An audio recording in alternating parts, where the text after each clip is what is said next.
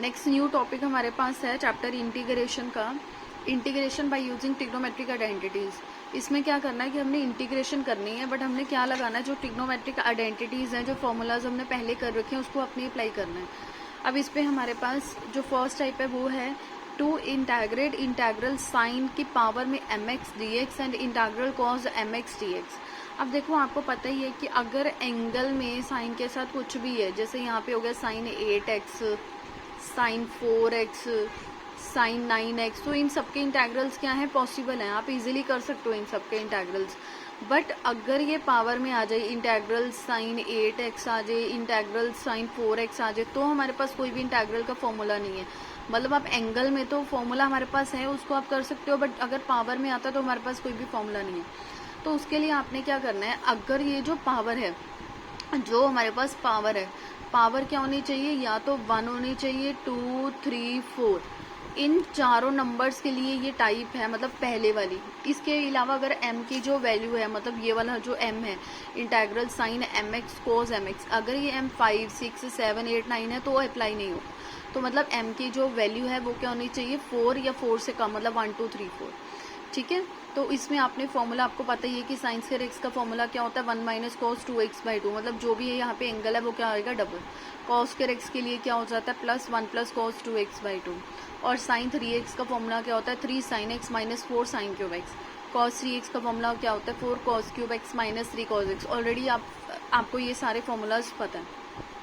तो मतलब अगर इंटेग्रल में कभी भी आपके पास साइन स्क्वायर एक्स का इंटेग्रल पूछा जाए, कॉस स्क्वायर एक्स का इंटेग्रल पूछा जाए, तो आपने क्या करना है, इसको इस फॉर्मूला में कन्वर्ट करना और इंटेग्रल करना है। अगर फॉर्मूलाज क्यूब में पूछे जाते हैं तो आपने बाय यूजिंग दिस फॉर्मूला आपने क्यूब की साइन क्यूब एक्स की वैल्यू निकाल लेनी है यहाँ से, या कॉस क्यूब एक्स की वैल्यू निकाल लेनी है, फिर सिंपल इंटेग्रल कर लेना। क्यों, क्योंकि हम एंगल्स में आ जाते हैं और एंगल्स का डेरिवेटिव हमें पता है, सॉरी इंटेग्रल। अब सेकंड पार्ट में हमारे पास क्या है कि ये तो हो गई, अगर इस तरीके की फॉर्म है तो आपने कैसे इंटेग्रल करना है। अब सेकंड है हमारे पास to integrate integral sine mx cos nx dx, या साइन कॉज है या कॉस साइन है या दोनों कॉज है या दोनों साइन है, मतलब ये वाले फॉर्मूलाज। तो इसमें आपको पता ही, आप ए बी फॉर्मूलाज यूज करते हो। ए बी फॉर्मूलाज के होते हैं हमारे पास, 2 साइन ए साइन बी का फॉर्मूला क्या होता है, sign A plus B plus sine A minus B. 2 cause A sine B का मतलब अगर साइन पहले है तो ये वाला फॉर्मूला आएगा, अगर कॉस पहले आ जाता है तो बीच में प्लस की जगह पे माइनस आ जाता है। Sign A plus B minus sign A minus B, अगर दोनों कॉज में है तो क्या आएगा, कॉज ए प्लस बी प्लस कॉज ए माइनस बी। अगर दोनों साइन में है तो यही कॉज वाला फॉर्मूला आ जाता है, बट प्लस की जगह पे क्या बन जाता है, माइनस बन जाता है। ठीक है, तो मतलब अगर आपके पास इस तरीके का है इंटेग्रल, तो आपने क्या करना है, सबसे पहले 2 के साथ मल्टीप्लाई, 2 के साथ डिवाइड करना है, देन इस फॉर्मूला को इसमें कन्वर्ट कर देना है। क्योंकि मल्टीप्लाई में हमारे पास कोई भी इंटेग्रल नहीं होता, आपने क्या करना है, जो मल्टीप्लाई है उसको अलग अलग करना है, मतलब 2 ट्रिग्नोमेट्रिक फंक्शन में अलग अलग करो, दोनों अलग अलग हो जाएंगे ट्रिग्नोमेट्रिक फंक्शन, देन आपने इंटेग्रल कर देना। अब हमारे पास इसके बेस पे एग्जांपल 1 है, evaluate integral sine square x. अभी देखो हमने पीछे आइडेंटिटी करी है, साइन स्क्वायर एक्स की आइडेंटिटी क्या होती है, देखो साइन स्क्वायर एक्स का हमारे पास कोई भी इंटेग्रल नहीं होता, तो आपको क्या करना पड़ेगा, यहाँ पे पहले आइडेंटिटी लगानी पड़ेगी इन टर्म्स ऑफ एंगल। मतलब आपने क्या करना है, इस एक्सरसाइज में पावर को एंगल में लेके आना है, देन आपने क्या करना है, इंटेग्रल करना है। पावर आपको पता ही है कि अगर कोई भी टर्म है उसकी ये पावर होगी, इस चीज को बोलते हैं पावर। एंगल क्या होता है कि इस तरीके से एंगल में आ जाइए। ठीक है, तो ये क्या है, sine square x. Sine square x का फॉर्मूला क्या होता है, 1 माइनस कॉस 2x/2। या ध्यान रखना है, अगर पेपर में क्वेश्चन आता है तो अपने फॉर्मूला अलग से मेंशन करना है by using the formula this. और फॉर्मूला में अगर एंगल यहाँ पे एक्स की फॉर्म में है तो फॉर्मूला आपने थीटा की फॉर्म में देना है, तो एंगल हमेशा डिफरेंट होना चाहिए। तो इसका आपने फॉर्मूला लगाना है, 1 minus cos 2x/2, take 1/2 outside, integral 1 minus cos 2x का रह जाएगा, 1 का इंटेग्रल x, कॉस 2x का क्या होता है साइन 2x, देन 2x का नीचे डेरिवेटिव 2 प्लस कॉन्स्टेंट ऐड कर देना। 1/2 को हमने अंदर दोनों को भेज दिया, ओपन कर दिया। देन नेक्स्ट हमारे पास एग्जांपल 2 है, obtain integral cos mx cos nx dx where m and n are distinct positive integers, what will happen if m is equal to n। देखो सबसे पहले वो क्या कह रहा है, कहता है इस टर्म का इंटेग्रल करो, ये वाली जो टर्म है इसका इंटेग्रल करो, और जो ये m और n है वो जस्ट सिर्फ इतना बता रहा है कि ये दोनों पॉजिटिव हैं। उसके बाद कहता है इसका इंटेग्रल करने के बाद आप बताओ कि अगर m और n मतलब ये वाले दोनों एंगल अगर सेम हो जाते हैं तो इंटेग्रल आप कैसे सॉल्व करोगे। ठीक है, तो आपने क्या करा, सबसे पहले इसको पिक कर लो जो भी ये इंटेग्रल है। अभी हमने पीछे फॉर्मूलाज करे हैं कॉज ए कॉज बी का, तो उसके लिए पहले आपको क्या चाहिए, 2 चाहिए साथ में। तो हमने क्या करा, मल्टीप्लाई एंड डिवाइड बाई 2 कर लिया, ठीक है, मल्टीप्लाई एंड डिवाइड बाई 2, 2 के साथ मल्टीप्लाई 2 के साथ डिवाइड करा। अब यहाँ पे फॉर्मूला बन गया 2 cos A cos B का, वो क्या होता है cos A plus B plus cos A minus B. A angle क्या बन गया यहाँ पे mx और बी एंगल क्या बन गया यहाँ से nx, ठीक है। इन दोनों टर्म्स में से x कॉमन ले लिया, इन दोनों टर्म्स में से भी x कॉमन ले लिया। देन कॉस का इंटेग्रल आपको पता है क्या होता है साइन, कॉस का इंटेग्रल क्या हो गया साइन, एंगल का नीचे डेरिवेटिव होगा तो वो क्या होगा m plus n into x, तो मतलब इसका डेरिवेटिव m प्लस एन, इसका डेरिवेटिव क्या हो जाएगा m माइनस एन। ये क्या हो गया फर्स्ट पार्ट का आंसर। अब सेकंड पार्ट में उसने कहा था, कहता कि अगर m और n दोनों बराबर हो जाएं तो आप इंटेग्रल कैसे सॉल्व करोगे। तो हमने क्या करा, जो ये वाली इंटेग्रल है यहाँ पे n है, n की जगह पे या तो आप m डाल दो या m की जगह पे n डाल दो और वो आपकी विश है।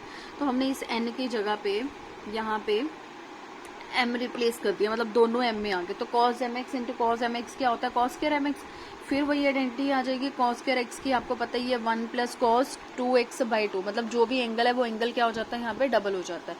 तो यहाँ पे एंगल कितना है mx, mx का डबल क्या होगा 2mx डिवाइडेड बाई 2, ये 1/2 हमने आउटसाइड निकाला, 1 का हो गया इंटेग्रल x, cos 2mx का क्या होता है sin 2mx, देन 2mx का डेरिवेटिव नीचे 2m, देन 1/2 को हमने इन दोनों टर्म्स को दे दिए, हमारे पास क्या हो जाएगा आंसर।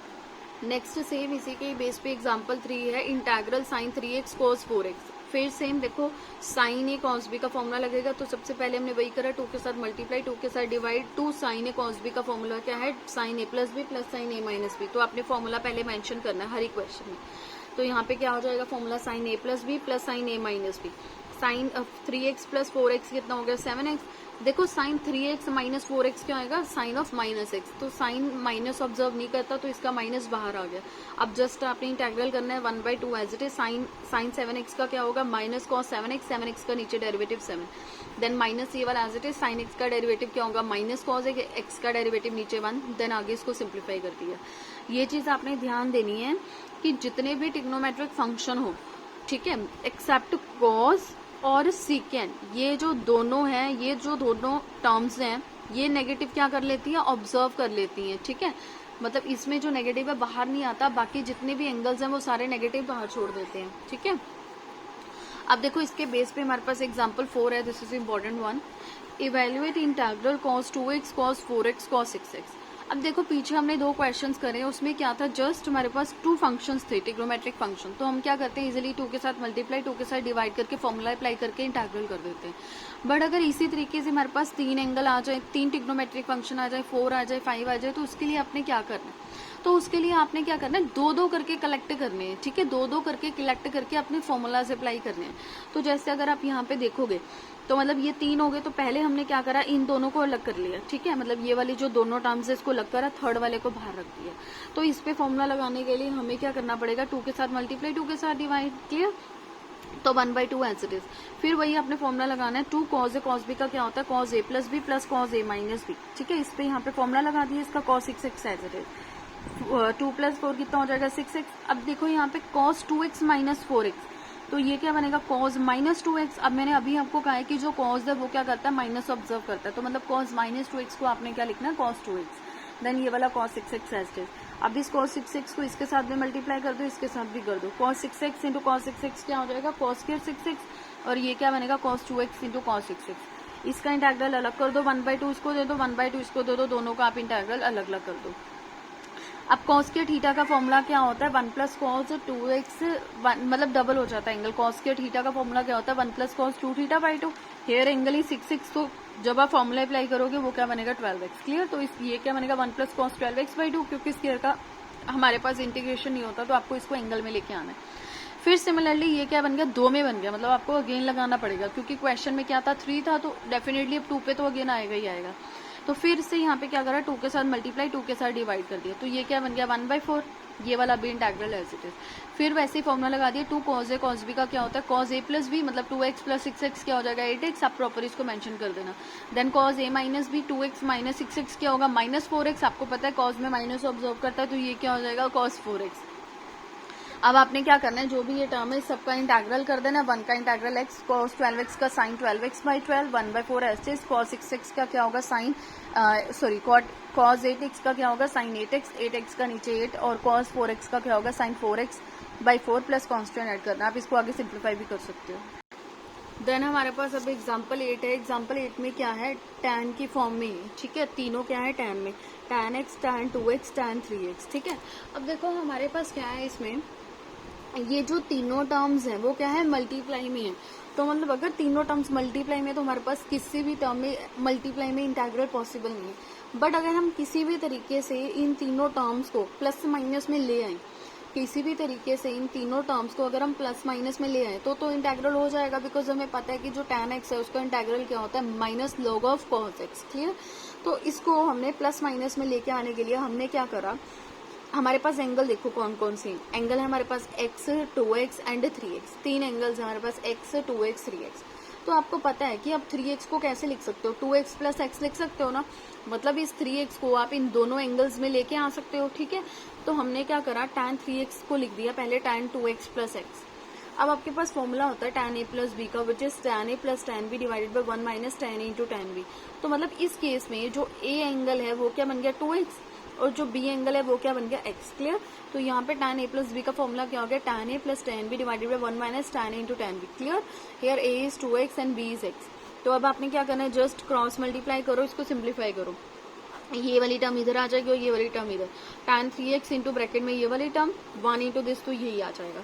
tan 3x को 1 के साथ मल्टीप्लाई करोगे तो tan 3x आएगा, then minus as it is tan 3x को इन दोनों टर्म के साथ मल्टीप्लाई करोगे तो वो क्या आएगा, tan 3x, tan 2x, tan x, और ये वाली दोनों टर्म्स एज इट इज। अब देखो अगर आप क्वेश्चन में देखोगे ये वाली टर्म की हमें वैल्यू देखो आराम से बन गई, tan x, tan 2x, tan 3x। तो यही हमारा क्वेश्चन है, tan x, tan 2x, tan 3x। तो मतलब इस टर्म को आप इधर ले आओ और इन दोनों टर्म्स को आप इधर भेज दो। तो मतलब इस टर्म की जगह पे जो हमारी वैल्यू है tan 3x, 2x, x की, वो क्या बन गई, tan 3x minus tan 2x minus tan x। मतलब तीनों मल्टीप्लाई की जगह पे हम क्या रिप्लेस करेंगे, अब ये वाली quantity tan 3x, tan 2x, tan मतलब ये वाली क्वांटिटी, इसकी जगह पे आप ये वैल्यू डाल दो। इसका इंटीग्रल आपने कर देना है, tan 3x का इंटीग्रल क्या होता है, माइनस लो cos 3x का आगे नीचे 3। देन आपको पता है कि जो tan वाली टर्म है इसका इंटीग्रल क्या होता है, माइनस में, माइनस है ना ये, तो माइनस माइनस क्या हो जाएगा, प्लस लो cos 2x का नीचे डेरिवेटिव 2, माइनस माइनस प्लस लो cos x प्लस c। देन अब हमारे पास एग्जांपल 6 का फर्स्ट पार्ट है, integral sin cube x dx। Sine cube का हम ऑलरेडी मैं आपको बता चुकी हूँ जब हमने फॉर्मूला करा है, sin 3 थीटा का फॉर्मूला क्या होता है, 3 sin theta minus 4 sin cube theta. तो ये वाली टर्म इधर आ गई, माइनस में हो गई, ये term as it is. Then sine cube की आपने वैल्यू निकालनी है यहाँ से, sin क्यूब थीटा क्या होगा, माइनस 1/4, मतलब ये टर्म इधर मल्टीप्लाई में इधर आके डिवाइड हो जाएगी और ये टर्म एज इट इज। अब आपने क्या करना है, sin क्यूब x का आपने फॉर्मूला लगाना है, तो इसकी जगह पे आप ये वाला रिप्लेस करोगे टर्म, माइनस 1/4 आउटसाइड, इसका आपने इंटीग्रल करना है। साइन 3x का इंटीग्रल क्या होता है, माइनस कॉस 3x का नीचे डेरिवेटिव 3, और साइन x का क्या होगा, माइनस कॉस। देन इसको आगे जो सिंप्लीफाई करा है, माइनस माइनस प्लस हो गया, नीचे 4 into 3 is 12। Then minus minus plus, outside minus है तो वो क्या होगा, माइनस 3/4 कॉस। अब इसका सेकेंड पार्ट है, ये इंपॉर्टेंट है, ध्यान से देखना आपने, कॉस 4x dx। अब देखो हमारे पास आइडेंटिटी कौन सी होती है, कॉस स्क्वायर थीटा की, वो क्या होती है 1 plus cos 2 theta by 2, clear. तो 1 प्लस कॉस 2 थीटा बाई 2। तो मतलब ये वाली जो आइडेंटिटी है वो किस पे होती है, स्क्वायर पे होती है। बट अगर आप यहाँ से देखोगे तो हमारे पास क्या है, एंगल 4 है, तो 4 को आप 2 इंटू 2 करो पहले, क्योंकि 2 इंटू 2 क्या होगा, 4 होगा। जब तक ये 2 नहीं होगा तब तक आप फॉर्मूला नहीं लगा सकते। तो कॉस स्क्वायर एक्स हमने करा, अब कॉस स्क्वायर एक्स पे आप फॉर्मूला अप्लाई करो। कॉस स्क्वायर एक्स का फॉर्मूला क्या होता है, 1 प्लस कॉस 2x बाई 2 का होल स्क्वायर।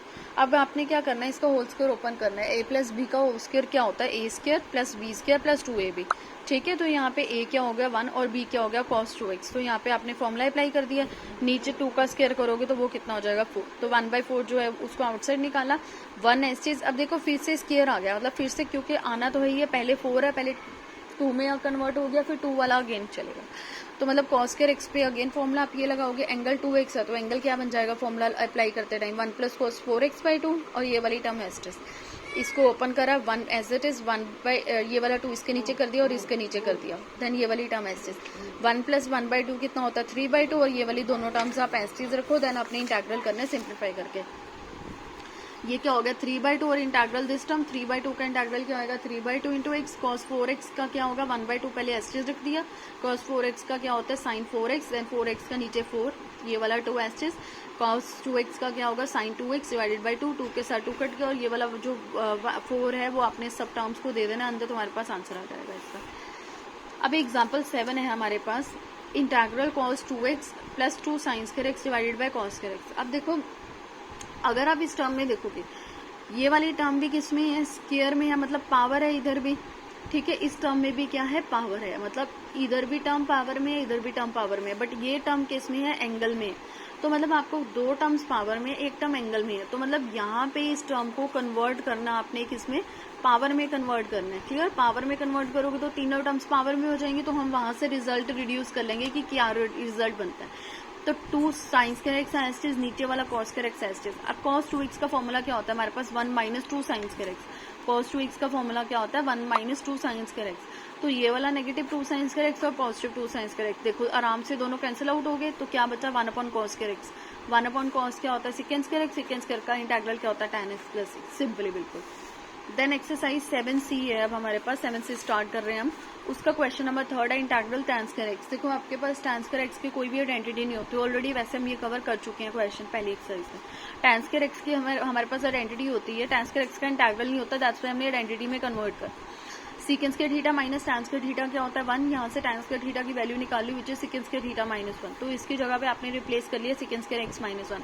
अब आपको पता है कि tan स्क्वायर x का इंटीग्रल तो नहीं होता, बट सीकेंड स्क्वायर x का इंटीग्रल होता है। तो सीकेंड स्क्वायर x का इंटीग्रल क्या होगा, tan x, 1 का होगा x, 10 प्लस कॉन्स्टेंट ऐड करा। Same for the integral cot square x। cot square x का भी इंटीग्रल नहीं है, तो इस पे हमने आइडेंटिटी लगाई थी, secant square theta minus cot square theta 1। यहाँ से आप cot स्क्वायर थीटा की वैल्यू निकाल लो, which is cosecant square theta minus 1। तो इसकी जगह पे आपने ये रिप्लेस करा, cosecant स्क्वायर x का इंटीग्रल क्या होता है, माइनस cot x, 1 का x, 10 प्लस c।